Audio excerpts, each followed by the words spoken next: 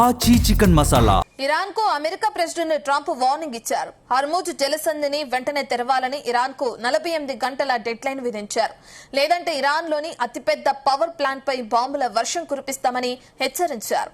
Iran, Israel, America యుద్ధంతో చమురు ధరలు ఆకాశాన్నంటుతున్న నేపథ్యంలో ఈ ప్రకటన జారీ చేశారు. ఇప్పటికే ఇరాన్ అణు కేంద్రం సమీపంలో మిసైల్స్ దాడులు జరిగిన నేపథ్యంలో ట్రంప్ వార్నింగ్ సంచలనంగా మారింది. మరోవైపు హర్ముజ్ జలసంధిని తెరవాలంటూ ఇరాన్ కు 22 దేశాలు విజ్ఞప్తి చేస్తున్నాయి. దేశాల శక్తులు ప్రవేశిస్తే తీవ్ర పరిణామాలుంటాయంటున్నారు ఇరాన్ అధికారులు.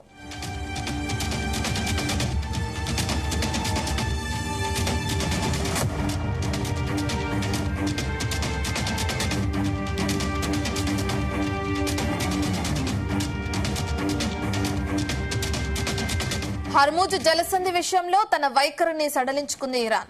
తమ శత్రు దేశాల నౌకలు తప్పించి మిగతా నౌకలు హర్ముజ్ జలసంధి నుంచి వెళ్లొచ్చని ఇరాన్ ప్రకటించింది.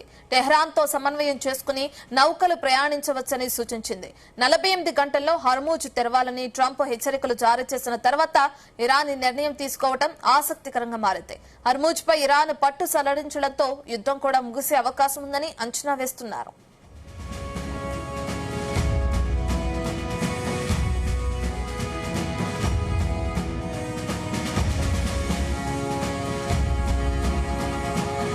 ఇరాన్, ఇజ్రాయెల్ మధ్య యుద్ధ వాతావరణం ముదురుతున్న వేళ పశ్చిమాసియాలో మరో కీలక పరిణామం చోటు చేసుకుంది.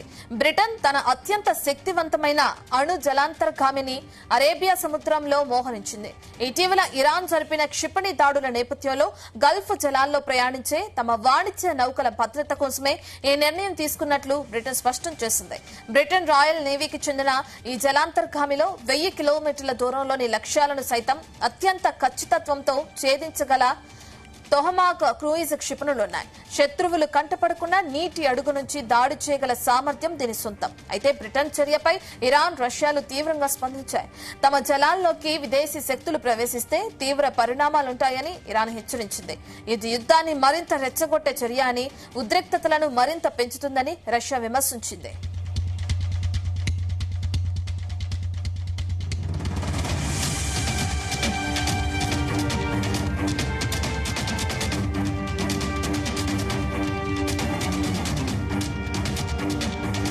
ఇలా ఉండగా ఇరాన్ తాజాగా సంచలన వ్యాఖ్యలు చేసింది.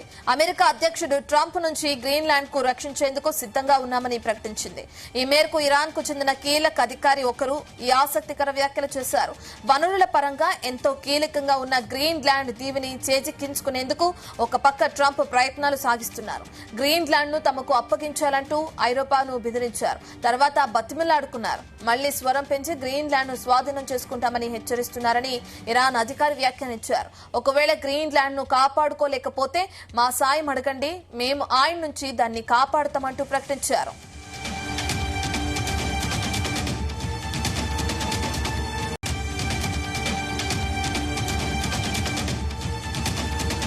వెనిజులా అధ్యక్షుడు నికోలస్ మదురోను నిర్బంధించిన తర్వాత గ్రీన్లాండ్ ను స్వాధీనం చేసుకుంటామని ఈ ఏడాది ప్రారంభంలో ట్రంప్ చేసిన ప్రకటనలు సంచలనం సృష్టించాయి.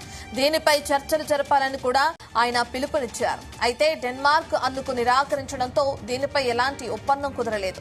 గ్రీన్లాండ్ విషయంలో తమకు మద్దతు తెలపని EU దేశాలపై అదనపు సుంకాలను విధిస్తానని తొలుత బెదిరించిన ఆయన తర్వాత వెనక్కి తగ్గారు.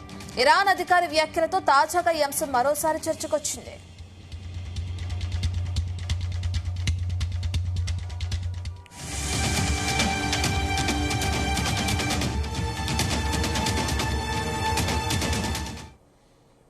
అమెరికా ప్రెసిడెంట్ ట్రంప్ ఆరోగ్యంపై మరోసారి చర్చ జరుగుతుంది. ఇప్పటికే ఆయనకు క్యాన్సర్ ఉందని ప్రచారం జరుగుతుండగా తాజాగా ఆయన ఎయిర్ ఫోర్స్ 1 నుంచి దిగేటప్పుడు కాస్త తడబడుతూ అడుగులు వేయడంపై సందేహాలు వ్యక్తమవుతున్నాయి. ఎంతో యాక్టివ్ గా విమానం దిగే ట్రంప్ లో ఆ ఉత్సాహం కనుమరుగై దిగాలుతో తడబడుతూ అడుగులు వేయడంతో ఆయన ఆరోగ్యంగా లేరనే సంకేతాలిస్తున్నాయి. ఈ వీడియోలు సామాజిక మాధ్యమాల్లో చక్కర్లు కొడుతున్నాయి. దీనికి ముందు రోజు కూడా ఓ కార్యక్రమంలో పాల్గొన్న ట్రంప్ కుర్చీలో కూర్చునేందుకు తీవ్రంగా ఇబ్బంది పడినట్లు తెలుస్తుంది. ఈ నేపథ్యంలో ట్రంప్ ఆరోగ్యంపై వదంతులు వ్యాపిస్తున్నాయి. వాటిని వైట్ హౌస్ ఎప్పటికప్పుడు ఖండిస్తున్నా ఏదో జరుగుతుందన్న టాక్ మాత్రం నడుస్తుంది.